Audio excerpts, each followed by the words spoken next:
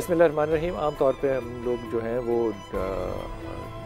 جب واقعات سنتے ہیں، قصۃ الانبیاء جو ہے وہ سنتے ہیں تو ہود اور سماد جو ہے وہ اکٹھے پڑھتے ہیں۔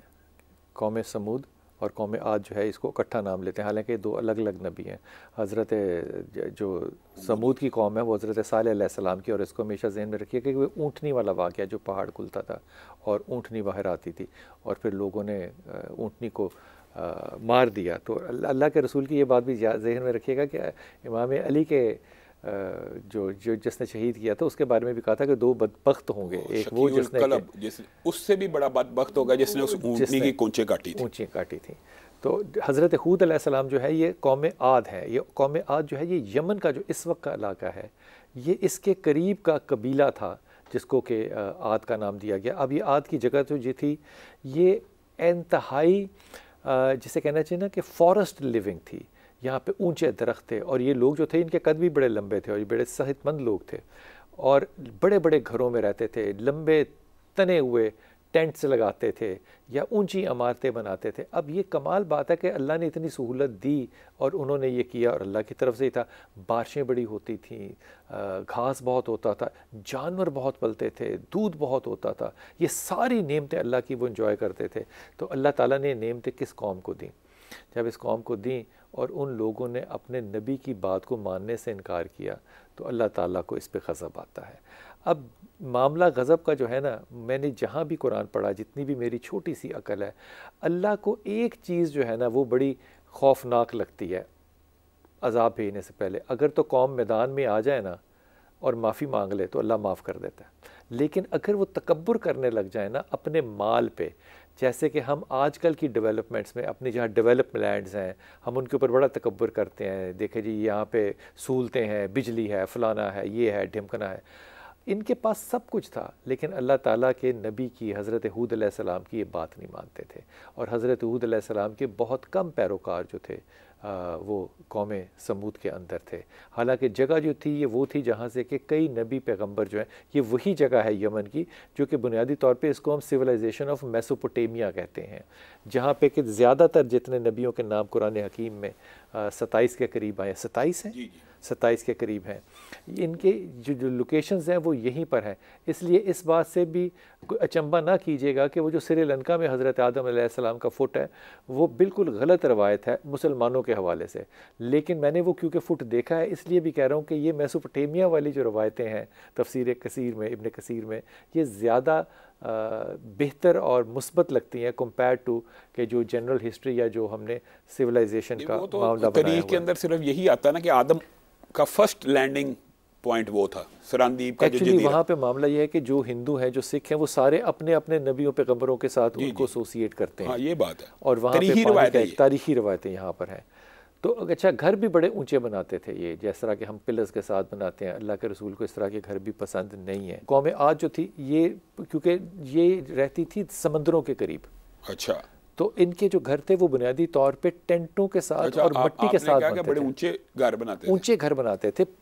ٹینٹ بھی بناتے تھے تو عام ٹینٹ نہیں بناتے تھے، ٹینٹوں کے بھی جو کالم ہیں، جو پلرز ہیں یا جو کیا کہنا چاہیے ایکسٹینشنز ہیں، وہ بڑی کھینچ کے، یہ تکبر کی نشانی تھی کہ میرا گھر تیرے گھر سے اونچا ہے۔ صحیح۔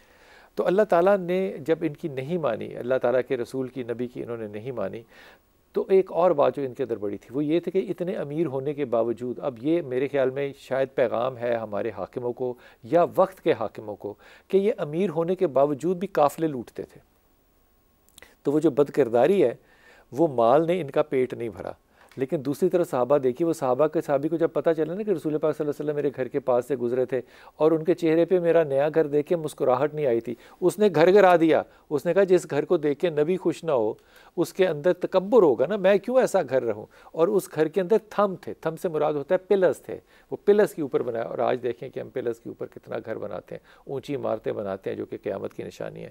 پھر اللہ تعالیٰ کے اس نبی نے جب بد دعا کی تو ان کے ہاں وہی چیز جو ان کے لیے رحمت تھی وہی ان کے لیے زحمت بن گئی۔ بارشیں ہوتی تھی، خشک سالی کا سال آ گیا۔ پھر اس تمام قوم کو اللہ تعالیٰ نے اس دنیا سے نیست و نابود کر دیا۔ غصہ کس بات پہ تھا؟ نبی کے حکم کو نہ ماننے کا۔ کیا ہم آج نبی کے حکم کو مانتے ہیں؟ ہم اپنی ترجیحات کو سامنے رکھتے ہوئے نبی کی بات کو مانتے ہیں؟ یہ میں دکھی دل سے بات کہہ رہا ہوں۔ کیا آج ہم اپنی سوسائٹیز پہ، اپنی ریزیڈنسز پہ، اپنی کالونیز پہ تکبر کرتے ہیں، بالکل کرتے ہیں. ہمارے پوسٹل ایڈریس جو ہوں گے وہ جناب فلاں جگہ ملک میں گھر لے لیں، وہاں پہ ریزیڈنسی بھی لے لیں. یہ تکبر کی باتیں ہیں جو کہ ان نبیوں کو نہیں پسند تھی. اس امت کے اوپر پھر کوئی عذاب کیوں نہیں آیا؟ بلال بھائی، بنیادی طور پہ جتنی امتوں کا قرآن پاک میں ذکر ہے نا، ان کے اندر ایک برائی کامن بھی ہے، وہ ہے اللہ کی ذات کے ساتھ شرک کرنا. یہ بات مسٹ ہے. باقی برائیاں جیسے ناپ تول میں کمی، جیسے یہ قوم لوط کا ذکر برائی کے حوالے سے، یا عاد کا، سمود کا، یہ سارے واقعات اللہ رب العزت نے جزوی طور پہ بیان کیے. ان میں سے ایک جو بنیادی مشترکہ ان کے اندر بد خصلت تھی وہ شرک ہے. تو شرک آتا کس وجہ سے ہے؟ جو آپ نے سیکنڈ بات کی کہ نبی کی بات نہ ماننے سے، نبی کی بات نہ ماننے سے. رسول اللہ صلی اللہ علیہ وسلم کی حدیث ہے کہ میری امت کو سابقہ قوموں کی طرح یک لخت عذابوں سے ختم نہیں کیا جائے گا.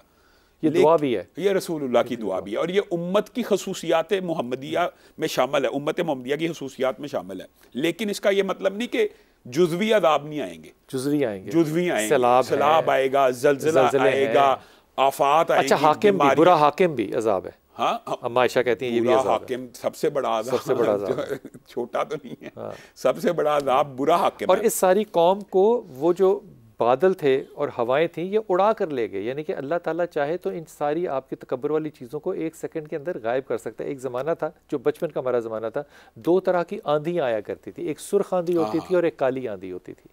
اب وہ آندھیاں نہیں آتی. نہیں، سرخ آندھی سے پہلے بڑا خوف آ جاتا تھا اور اس کا رنگ بڑا ظاہر ہوتا تھا. نہیں، ویسے ابھی بھی سرخ آتے تو ہیں، اب ہم کمروں میں گھسے ہوتے ہیں، تب ہم چھتوں پہ ہوتے تھے. یہ بات بھی ہے. جی السلام علیکم لیاقت. جی وعلیکم السلام ورحمۃ اللہ. جی وعلیکم السلام جناب علی، بسم اللہ. حکم نہیں، ریکویسٹ ہے. جی. بیٹی ہے میری ہنا شہزادی. ہنا شہزادی. اس کے لیے ہم نے اس کے لیے ہم نے نا ایک لڑکا وقاص ہے. وقاص کا نام وقاص ہے اور والد کا نام طیب ہے. یہ وقار نام بتایا کہ وقاص بتایا؟ وقاص. ہاں، تو آپ کی بحثیت والد کیا ججمنٹ ہے؟ جی آپ کی بحثیت والد کیا ججمنٹ ہے؟ نہیں سمجھ رہے آپ نے کیا کہا؟ بحثیت والد آپ کیا سمجھتے ہیں؟ میرے خیال میں اچھا ہے جی. اور اس کی اچھے ہونے کی وجوہات؟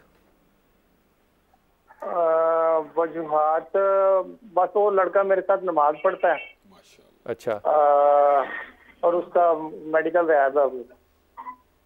اچھا یار دیکھو، میں اب بات بالکل الٹی کروں گا. جی. یہ ہرا کا اور اس کا وقار کا چلنے والا معاملہ ہے نہیں، یہ چلے گا سال بھر. لیکن یہ جو آپ کہہ رہے ہیں کہ نماز پڑھتا ہے، یہ بڑی اعلیٰ بات ہے.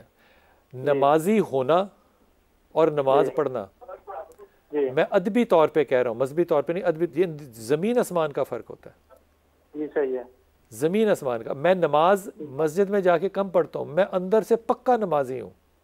یہ میں تمہیں بات بالکل، مجھے کو کہے نا غیر اسلامی بات تو میں اس کو کہتا ہوں کہ یار میں سوچ سمجھ کے ہوا مسلمان ہوں، میرے ساتھ اس طرح کی تھکی ہوئی بات نہ کرو بالکل بھی.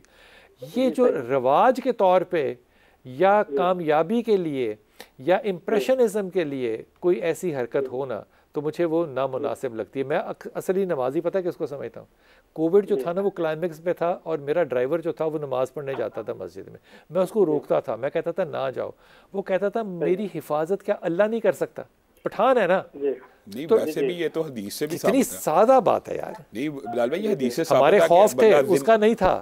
اللہ کے ذمے میں ہوتا ہے جو بندہ مسجد میں جاتا ہے. اور دوسری بات یہ ویسے بلال بھائی بنیادی طور پر ایک جو رسول اللہ نے سب سے زیادہ پسند جس شرط کو کیا نا رشتے میں، حسب کی بنیاد پہ بھی ہوتا ہے، نسب کی، مال دولت کی بنیاد پہ بھی ہوتا ہے، حسن کی بنیاد پہ. لیکن رسول اللہ نے کہا تیرے خاک آلود ہوں، دین کو ترجیح دے. لیکن میں کیونکہ اس بچے کو نا دینی نہیں سمجھتا، یہ میری اپنی ذاتی رائے ہے.